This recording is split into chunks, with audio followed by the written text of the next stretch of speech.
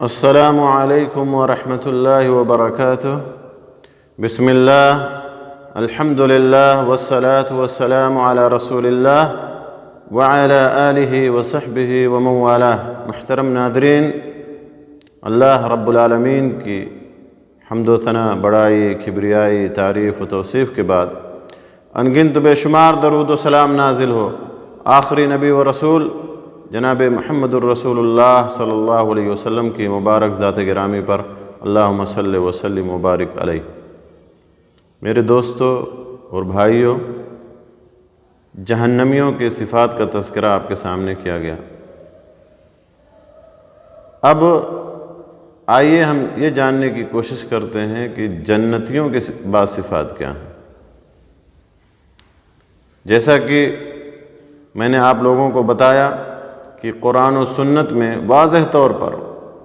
جنتیوں اور جہنمیوں کی صفات کی نشاندہی کر دی گئی ہے۔ اللہ تبارک و تعالیٰ نے قرآن پاک میں کئی مقامات پر جہنمیوں کی صفات کا تذکرہ کیا ہے کہ جہنم میں کون لوگ جائیں گے۔ اسی طرح سے جنتیوں کے صفات کا بھی تذکرہ کیا ہے، جنتیوں کے اعمال کا بھی تذکرہ کیا ہے کہ وہ کون سی صفات ہیں جو انسان کو جنت میں لے جائیں گی۔ آئیے جنتیوں کی صفات کا تذکرہ آپ کے سامنے کرتے ہیں۔ بعض صفات کا اللہ تبارک و تعالیٰ نے قرآن پاک میں ارشاد فرمایا، وَأَمَّا مَنْ خَافَ مَقَامَ رَبِّهِ وَنَهَى النَّفْسَ عَنِ الْهَوَىٰ فَإِنَّ الْجَنَّةَ هِيَ الْمَأْوَىٰ، کہ جو شخص اپنے رب کے سامنے کھڑے ہونے سے ڈرتا رہا ہوگا اور اپنے نفس کو خواہش یا خواہشات سے روکا ہوگا، ایسے شخص کا ٹھکانہ جنت ہے۔ جنت ایسے شخص کا ٹھکانہ ہے۔ تو اللہ کے سامنے کھڑے ہونے سے ڈرنا اور اسی طرح سے اپنے نفس کو خواہشات سے روکنا، یہ جنت میں لے جانے والا عمل ہے، یا جنت میں لے جانے والے اعمال میں سے ہے، یا جنتیوں کی صفات میں سے ہے۔ اسی طرح سے اللہ کے نبی صلی اللہ علیہ وسلم نے ایک حدیث میں فرمایا، جو حدیث عبادہ ابن صامت رضی اللہ تعالیٰ عنہ سے مروی ہے، کہ رسول اللہ صلی اللہ علیہ وسلم نے ارشاد فرمایا، من شہد ان لا الہ الا اللہ وحدہ لا شریک لہ وان محمدا عبدہ ورسولہ وان عیسی عبد اللہ ورسولہ وکلمتہ القاہا الی مریم وروح منہ والجنة حق والنار حق ادخلہ اللہ الجنة علی ما کان من العمل، اخرجہ البخاری۔ صحیح بخاری کے حوالے سے یہ حدیث ہے کہ اللہ کے نبی صلی اللہ علیہ وسلم نے ارشاد فرمایا کہ جس نے گواہی دی، من شہد ان لا الہ الا اللہ وحدہ لا شریک لہ، کہ جس نے گواہی دی کہ اللہ کے سوا، اللہ کے علاوہ کوئی معبود برحق نہیں، وہ وحدہ لا شریک ہے، تنہا ہے، اس کا کوئی شریک نہیں، اور محمد صلی اللہ علیہ وسلم، اور یہ گواہی دی کہ محمد صلی اللہ علیہ وسلم اللہ کے بندے اور اس کے رسول ہیں، اور یہ گواہی دی کہ عیسیٰ علیہ السلام اس کے بندے اور اس کے رسول ہیں، اور اس کا کلمہ ہیں جسے اس نے مریم تک پہنچا دیا، یا جسے اللہ تبارک و تعالیٰ نے مریم تک پہنچا دیا، اور ایک روح ہے اس کی طرف سے، اور اس بات کی گواہی دی کہ جنت برحق ہے اور جہنم برحق ہے، تو اس نے جو بھی عمل کیا ہوگا آخر اللہ تعالیٰ اسے جنت میں داخل کرے گا۔ تو جنت میں داخل ہونے کے لیے، یا جنتیوں کی صفات میں سے کئی صفات کا اس حدیث میں اللہ کے نبی صلی اللہ علیہ وسلم نے تذکرہ کیا ہے، یعنی اس بات کی گواہی دینا کہ اللہ کے علاوہ کوئی معبود برحق نہیں، وحدہ لا شریک ہے وہ، اور محمد صلی اللہ علیہ وسلم اللہ کے بندے اور اللہ کے رسول ہیں۔ اسی طرح عیسیٰ علیہ السلام اللہ کے بندے اور اللہ کے رسول ہیں اور اللہ کا کلمہ ہیں، اور اسی طرح سے اس بات کی گواہی دینا کہ جنت برحق ہے اور جہنم برحق ہے۔ اگر اس طرح سے کوئی گواہی دے گا اور اس کے مطابق عمل کرے گا، تو ایسے شخص کو اللہ تبارک و تعالیٰ جنت میں داخل کرے گا، اس نے جو بھی عمل کیا ہوگا۔ اسی طرح سے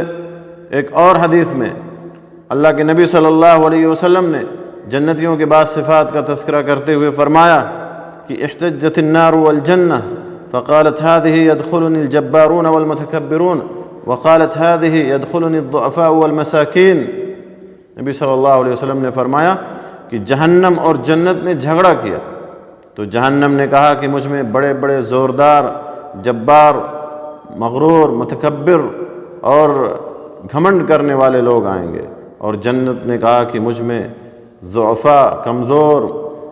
مساکین، ناتواں لوگ آئیں گے۔ تو اللہ تبارک و تعالیٰ نے دوزخ سے فرمایا کہ تو میرا عذاب ہے، میں جس کو چاہوں گا تو تیرے ذریعے سے عذاب دوں گا، اور جنت سے اللہ تبارک و تعالیٰ نے فرمایا کہ تو میری رحمت ہے، میں جس پر چاہوں گا تیرے ذریعے سے رحم کروں گا، اور تم دونوں کو بھرا جائے گا، یعنی جنت کو بھی بھرا جائے گا اور جہنم کو بھی بھرا جائے گا۔ تو ان تمام احادیث سے یا اسی طرح آیات سے پتہ یہ چلا کہ جنت یہ پرہیزگاروں کے لیے، متقیوں کے لیے، شہیدوں کے لیے، ولیوں کے لیے، ضعفاء اور مسکینوں کے لیے، کمزوروں اور نیک لوگوں کے لیے بنائی گئی ہے۔ اب جو بھی افراد اور جو لوگ بھی ان صفات سے متصف ہوں گے انہیں اللہ تبارک و تعالیٰ اپنی رحمت سے، اپنے فضل و کرم سے جنت نصیب فرمائے گا، کیونکہ یہی وہ اوصاف ہیں، یہی وہ صفات ہیں جو انسانوں کو نیک عمل کی طرف لے جاتے ہیں، نیک عمل کی طرف دعوت دیتے ہیں، اور اللہ تبارک و تعالیٰ پھر ان سے راضی ہوتا ہے اور انہیں جنت میں داخل کر دیتا ہے۔ اللہ تبارک و تعالیٰ ان سے راضی ہو کر کے انہیں جنت میں داخل کر دیتا ہے۔ تو نیکی، پرہیزگاری، تقوی، خوف الہی، کمزوری اور یہ وہ صفات ہیں جو اہل جنت کی صفات میں سے ہیں۔ اسی طرح سے کلمہ توحید کا اقرار کرنا، کلمہ توحید و رسالت کی گواہی دینا، جنت اور جہنم کے برحق ہونے کی گواہی دینا،